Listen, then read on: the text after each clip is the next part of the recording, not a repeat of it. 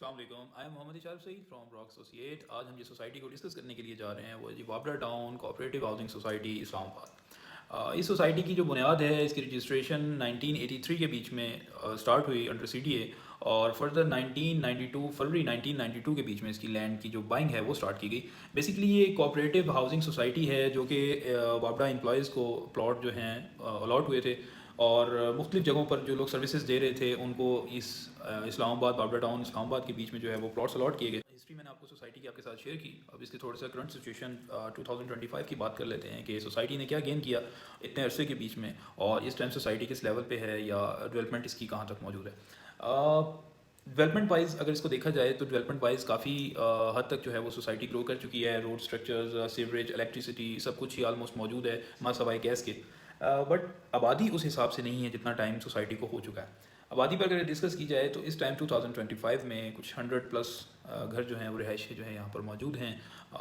Commercial की बात कर ली जाए तो कमर्शियल 3 प्लॉट पे जो है वो एक्टिविटी या कंस्ट्रक्शन जो है वो हो चुकी है, जिनमें से 2 प्लाजा जो है वो एक्टिव हैं और 1 प्लाजा जो है वो अंडर कंस्ट्रक्शन है इस टाइम। घूमने फिरने के लिए फैमिली के लिए जो है वो हमारे पास लेक व्यू पॉइंट यहाँ पर इन्होंने दिया है। काफ़ी सारे लोगों का ये क्वेश्चन है कि इतना टाइम के बावजूद सोसाइटी अभी तक उस तरीके से ग्रो क्यों नहीं कर पाई है, यहाँ पर घर क्यों नहीं बन पाए। अगर इसकी लोकेशन पर बात की जाए, लोकेशन इसकी बहुत ही खूबसूरत है। 0 पॉइंट से 35 किलोमीटर्स, एयरपोर्ट से 10 किलोमीटर और D I Khan interchange CPEC से जो है ये 1 किलोमीटर, मार्बला रोड से जो है वो 2.5 किलोमीटर्स और डायरेक्ट इंटरचेंज पेशावर मोटरवे पर इसकी एक्सेस मौजूद है। इतनी प्राइम लोकेशन होने के बावजूद यहाँ पर लोगों के जो खदशात हैं वो इस बिना पर हैं कि इतना टाइम हो जाने के बाद भी सोसाइटी डेवलप क्यों नहीं कर पाई, यहाँ पर लोगों ने रिहाइशें क्यों इख्तियार नहीं की, कमर्शियल एक्टिविटीज़ क्यों नहीं।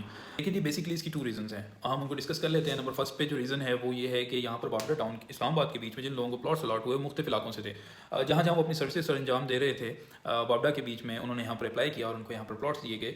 वो लोग बेसिकली इसी इंतजार के बीच में बैठे रहे कि एक टाइम आएगा वापडा टाउन ग्रो करेगा और हम अपने प्लॉट्स बहुत अच्छी कीमत की अदायगी पर जो है वो सेल कर पाएंगे। बट अगर आप उसमें सिनेरियो देखें, जब तक वो लोग इस इंतजार में बैठे हैं कि इसका एक टाइम आएगा, एक सोसाइटी में विदाउट कंस्ट्रक्शन विदाउट एक्टिविटीज़ उसके प्लॉट्स की प्राइसेस हाई नहीं जा सकती हैं। तो उन लोगों की वजह से यहाँ पर कंस्ट्रक्शन नहीं हो पाई क्योंकि उन्होंने कंस्ट्रक्शन करनी नहीं थी। उनको था कि हम लोग अपने प्राइसेस अच्छी प्राइसेस के ऊपर प्लॉट सेल करेंगे और वो इसी मद में उसको होल्ड करके काफ़ी लंबे अरसे तक बैठे रहे। अच्छा, नंबर 2 पर आ जाते हैं। नंबर 1 आपको उम्मीद है समझ आ गई होगी कि किस वजह से भी यहाँ पर आबादी नहीं है वो या उस तेज़ी से जो है यहाँ पर आबादी ना हो पाई इतनी डेवलपमेंट होने के बावजूद। नंबर 2 रीज़न जी हमारी एमसी कमेटी है, हमारी मैनेजमेंट कमेटी है। बहुत अफसोस के साथ कि जो मेरे ख्याल में उनको डिलीवर करना चाहिए था वो डिलीवर नहीं कर पाए।